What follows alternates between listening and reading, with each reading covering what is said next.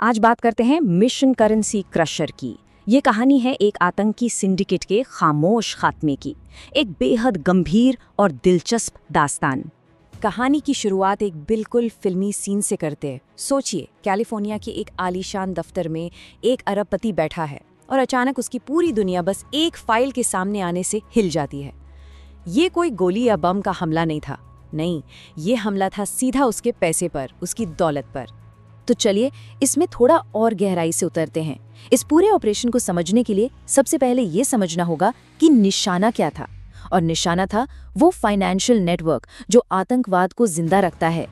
इसे ऐसे समझिए, कोई भी आतंकी संगठन एक दीमक की तरह होता है जो किसी भी देश को अंदर ही अंदर से खोखला कर देता है। और इसीलिए टेरर फाइनेंसिंग यानी आतंक की फंडिंग को रोकना इतना ज़रूरी हो जाता है। तो ये आतंकी फंडिंग आखिर है क्या? बिल्कुल आसान शब्दों में, आतंकवाद के लिए पैसों का इंतजाम करना। इसके तरीके कई हो सकते हैं, जैसे हवाला नेटवर्क जो भरोसे पर चलने वाला एक इनफॉर्मल मनी ट्रांसफर सिस्टम है, या फिर किसी आम से दिखने वाले बिजनेस की आड़ में आतंकी नेटवर्क चलाना। अब आते हैं इस कहानी के मेन प्लेयर्स पर। सबसे पहले कैलिफोर्निया में बैठा अवतार सेठी जो एक बड़ा फाइनेंसर था। फिर था उसका सबसे खास आदमी BN संधू। और इन दोनों के पीछे जो असली ताकत थी वो थी पाकिस्तान की ISI। और अब कहानी का वो हिस्सा जहां से असली एक्शन शुरू होता है। अब हम देखेंगे कि कैसे भारतीय खुफिया एजेंटों ने दुश्मन के किले में सेंध लगाने के लिए एक बहुत ही कमाल की योजना बनाई। ये कोई जल्दबाजी वाला काम नहीं था, बल्कि इसे बहुत ही धैर्य के साथ अंजाम दिया गया। सोचकर देखिए, पूरे 4 महीने तक हमारे एजेंट हरप्रीत आहूजा और उनकी साथी सोफी ने एक भी गलती नहीं की। वो हर रोज सेठी के दफ्तर जाते थे और चुपचाप उसकी हर एक हरकत पर नजर बनाए हुए थे।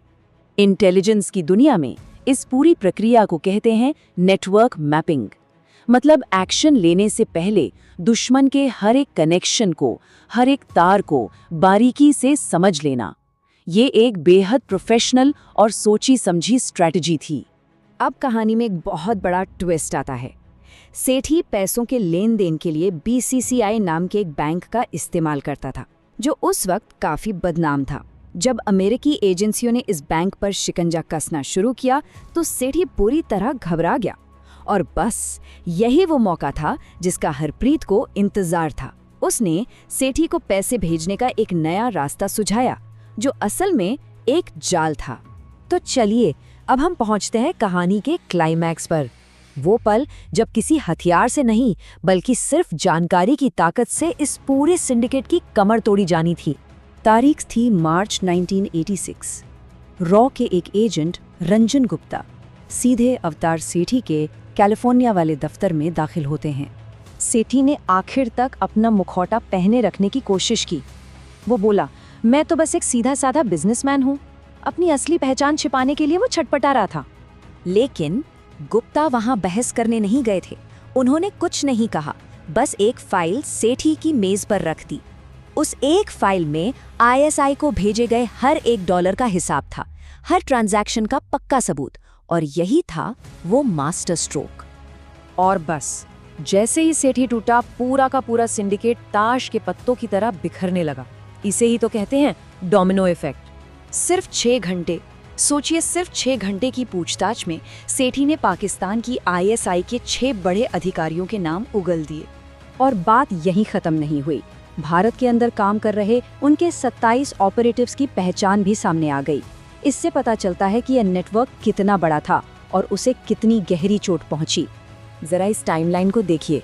जिस नेटवर्क को बनाने में सालों लगे थे, वो कुछ हफ्तों में ही नेस्तनाबूद हो गया। पहले दिन जानकारी मिली, पहले हफ्ते में बैंक अकाउंट्स फ्रीज हुए और सिर्फ 1 महीने के अंदर पूरा नेटवर्क खत्म। तो इस मिशन का असर सिर्फ उस सिंडिकेट तक ही सीमित नहीं था।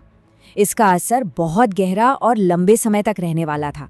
इसने इंटेलिजेंस ऑपरेशंस के लिए एक नई राह खोल दी।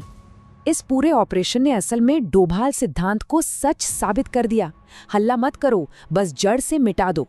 मतलब फालतू का शोर नहीं मचाना, सीधे समस्या की जड़ पर वार करना। ये हमें बताता है कि आज की लड़ाई कैसी है। ये कोई सीधी लड़ाई नहीं, ये तो 4D चेस का गेम है। जो सरहदों पर नहीं बल्कि बैंक अकाउंट्स और डिजिटल नेटवर्क्स पर लड़ा जाता है। खतरा जमीन पर पहुंचे उससे पहले ही उसे खत्म कर दिया जाता है।